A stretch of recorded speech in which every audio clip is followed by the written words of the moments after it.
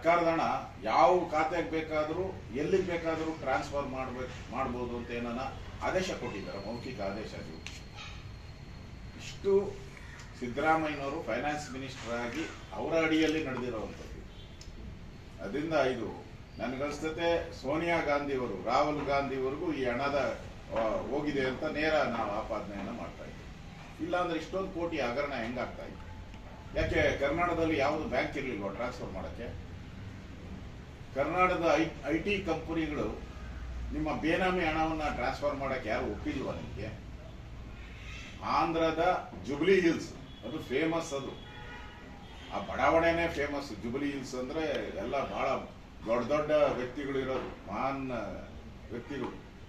ಅಂಥ ಬ್ಯಾಂಕ್ಗೆ ಟ್ರಾನ್ಸ್ಫರ್ ಮಾಡಿ ಇವತ್ತು 9 ಆ ಥರದ ಒಂದು IT ಕಂಪನಿಗಳು, 9 IT ಕಂಪನಿಗಳು. ಅಲ್ಲರಿ ದಲಿತರ ಹಣನ IT ಕಂಪನಿಗಳಿಗೆ ಹೆಂಗೆ ಟ್ರಾನ್ಸ್ಫರ್ ಆಗ್ತದೆ? ಓಕೆ ಆಯಿತು, ನೀವೇನೋ ಟ್ರಾನ್ಸ್ಫರ್ ಮಾಡಿದ್ದೀರಾ ಅಂತ. ದಲಿತರ ಹಣನ ಅದು ಕೊಡಕ್ಕೆ ಏನು ಕಿಟ್ಟಿದ್ದು? ದಲಿತರು ವಿದ್ಯಾರ್ಥಿಗಳಿಗೆ ಸಹಾಯ ಮಾಡೋಕ್ಕೋಸ್ಕರ, ದಲಿತರು ವ್ಯಾಪಾರ ಮಾಡಿದ್ರೆ ಅವರಿಗೆ ಹಣ ಕೊಡಬೇಕು, ದಲಿತರ ಮನೆ ಕಟ್ಟೋದಕ್ಕೋಸ್ಕರ ಶ್ರೇಯಾಭಿವೃದ್ಧಿಗೋಸ್ಕರ ಇಟ್ಟಿದ್ದು, ಅವರ ಶ್ರೇಯಸ್ಗೋಸ್ಕರ ಇಟ್ಟಿದ್ದು STಗಳಿಗೆ.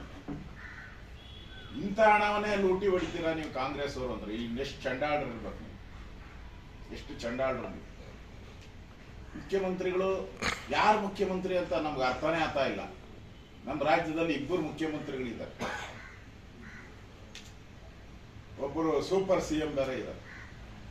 ಅದಕ್ಕೆ ಇವರಿಬ್ಬರು ಗೊಂದಲ, ಈ CM ಸೂಪರ್ CM ಗೊಂದಲದಲ್ಲಿ ರಾಜ್ಯದ ಜನ ಬಡವಾಗ್ತಾ ಇದ್ದಾರೆ. ಇಡೀ ರಾಜ್ಯದಲ್ಲಿ ಈ ತರ ಲೂಟಿ ನಡೀತಾ ಇದೆ. ನಿಷ್ಠಾವಂತ ಅಧಿಕಾರಿಗಳಿಗೆ ಸಾವಿನ ಭಾಗ್ಯವನ್ನ ಕೊಟ್ಟಂತ ಸರ್ಕಾರ ಇದೆ. ಯಾರು ನಿಷ್ಠೆಯಿಂದ ಕೆಲಸ ಮಾಡ್ತಾರೋ ಅವ್ರು ಸಾವು. ಹಿಂದೆ ಸಿದ್ದರಾಮಯ್ಯನವರು ಅಧಿಕಾರದಲ್ಲಿ ಇದ್ದಾಗೂ ಕೂಡ DK ರವಿ ಅಂತ ನಿಷ್ಠಾವಂತ ಅಧಿಕಾರಿಯ ಸಾವಾಯ್ತು, ಅವರು ನೇಣಾಕೊಂಡ್ರು. ಗುಲ್ಬರ್ಗಿಯಲ್ಲಿ ಒಬ್ಬ ಸಬ್ ಇನ್ಸ್ಪೆಕ್ಟರ್ ಅವ್ರದ್ದು ಕೂಡ ಹತ್ಯೆ ಆಯಿತು. ಸಿದ್ದರಾಮಯ್ಯನವ್ರ ಸರ್ಕಾರ ಬಂದ್ರೆ ಯಾರ್ಯಾರು ಲೂಟಿ ಮಾಡ್ತಾರೋ ಅವ್ರನ್ನ ತಡೆದ್ರೆ ಅವ್ರಿಗೆಲ್ಲ ಇಲ್ಲ ರಿಟೈರ್ಡ್ ಆಗಬೇಕು, ಇಲ್ಲ ನೇಣಿಗೆ ಶರಣಾಗಬೇಕು. ಇದು ಸಿದ್ದರಾಮಯ್ಯನವರ ಆಡಳಿತದ ಶೈಲಿ. ಈ ಕಿಕ್ ಬ್ಯಾಕ್ ಹಣ ಡೆಲ್ಲಿವರೆಗೂ ಮುಟ್ಟಿದೆ. ಮುಂದೆ ಇದು ಕಾಂಗ್ರೆಸ್ಸಿನ ಡೆಲ್ಲಿ ನಾಯಕರ ತಲ್ಲದ ದಂಡನೂ ಕೂಡ ಆಗ್ತದೆ.